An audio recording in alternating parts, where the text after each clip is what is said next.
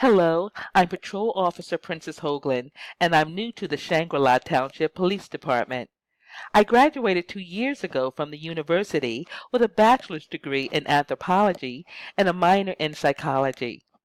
I took the police examination during my senior year and was recruited into the Police Academy training program shortly after graduation.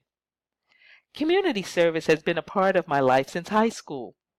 I became a community advocate during my third year at the university and was instrumental in establishing and training residents to become community liaisons who served as go-betweens for residents and local police enforcement. Because I am a person of color who lived in urban areas all my life, I understand the fear and distrust people have of law enforcement who appear to have little to no appreciation for or understanding of cultural nuances.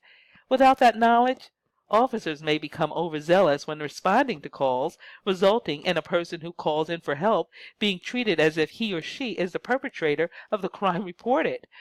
I sympathize with the economically challenged residents in Shangri-La because I share a similar background. I understand that marginalized communities are reluctant to engage with law enforcement, which makes them more vulnerable to experience crime in their neighborhoods. I became a patrol officer in order to work directly with the community, to demonstrate how residents and law enforcement can work together to keep everyone safe, and to help alleviate their reluctance to reach out to us.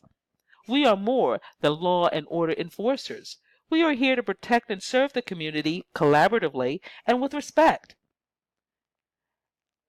On a not so optimistic note, and to be honest, I am concerned with the attitudes of some of the officers who are supposed to interact and build relationships with the community.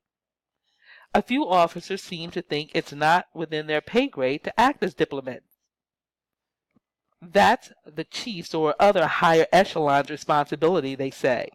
They think they should be left alone to do their jobs of keeping criminals off the street and folks in line. And as a new patrol officer, what influence do I have to change their perspective? So when my supervisor, Patrol Sergeant Scott, asked me to participate on the strategy team for our community-oriented patrols for students, COPS for short, I was so excited. I thought to myself, finally, all the officers will have to be on the same page about how we connect with the community. And we'll all be required to take ongoing diversity trainings to help us become more sensitive to the needs of the community we serve. One of the first things the strategy team was asked to do is survey community members to understand their needs. That makes all the sense in the world to me. It's the basis for creating buy-in as sustainable good practices.